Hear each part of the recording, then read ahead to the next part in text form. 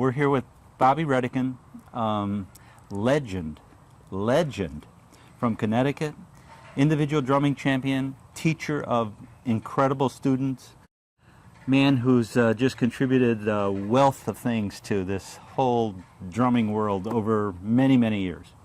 To get back to where I started under J. Burns Moore in the local public school system. J. Burns Moore? Yeah, wow. J. Burns Moore. So he was your first teacher? First instructor. Wow. And that's the person who started teaching you. Now, did you work on reading right away? No. No. Everything was rudimental. Okay. Individual rudiments. Okay. And that was when, in 1937. So I was about 15 going on 16 when I met Earl Sturtz. Okay. And started to take lessons from him. Okay. Well, how long were you participating where Earl Sturtz was actually teaching you? 42, I was still with Earl Sturtz because he played in the same drum line with me. Oh, wow. We were very fortunate to have him. You know, it's just an unusual thing to have Earl Sturtz in the drum line. Now, the thing about Earl was his methodology in teaching technique. I mean, I know what Frank taught us was Earl's method. What I later put into a book form I called Precision Drumming was essentially that technique. You know, the system of the full arm stroke, the half stroke, learning how to play the open roll, the tap position, which we identified as being probably 6 to 8 inches, might have been a little higher for you guys. This system is a foundation for all drumming, as it explains the 3 types of muscular controls used and how they are combined to form the rudiments or patterns that we play.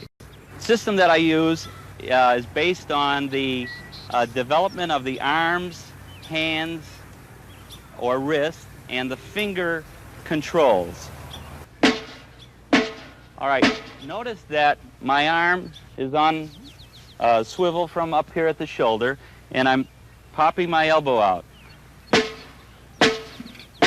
I'm holding the stick securely.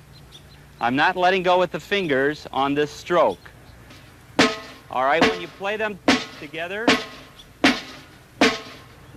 notice the volume level. That's important.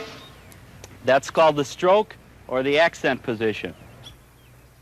Next is the tap position, which involves only a wrist motion. Now, this position starts from about 6 to 8 inches off the drum. Now, that's what we call tap position. This is strictly a wrist motion. Notice the volume level, how it differs from the stroke. The muscular control.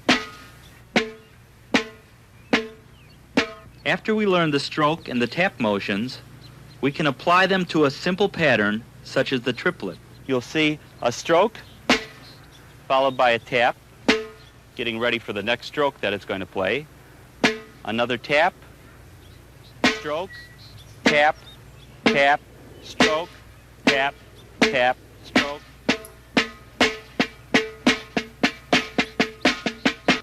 The grace note is a very soft beat, and when attached closely to a stroke, they make the rudiment we call a flam. Be careful not to lift the grace notes, but merely drop them from their stationary position of 1 to 2 inches above the drum. But notice that the grace note, when I'm playing flam, as I stated before, is always down here. That system I attribute to Sturtz. Now, was there somebody else teaching a system like that?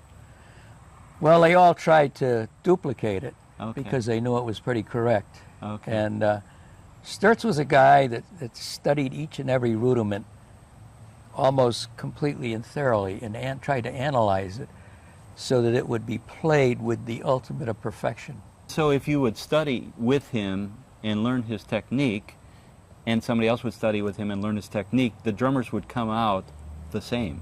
Well, they would play pretty close to it. Exactly Yeah, alike. pretty close to it. So when you're in a competitive organization where uniformity is champion, Right. it's a perfect way. Right. Because you turn out these little machines. Absolutely. Yeah. He always said the 2 finest drummers he ever saw were Earl Sturtz and Frankie Arsenal. Wow. Yeah, well, as a student of Frank, Frank used to say, there's only one guy in the world, and that's Earl Sturts. You think I play well, Earl Sturts is the best. Frank and Sonny were from the same neighborhood. You have to watch that here in Connecticut because there was another drum teacher about the same time, a little older. His name was John Burns Moore, and he was always known as Burns Moore. And there was always a little thing between Sturts and Burnsmore. Yeah. People would say that Sturts was taught by Burnsmore. Burnsmore never said no. Oh, yeah. But he wasn't. But it turns out he was taught by a Burnsmore student. Really? No kidding. A man by the name of Carl Froelich, but he was a pit drummer. In those Know that days, name. all the pit drummers were drum corps drummers also.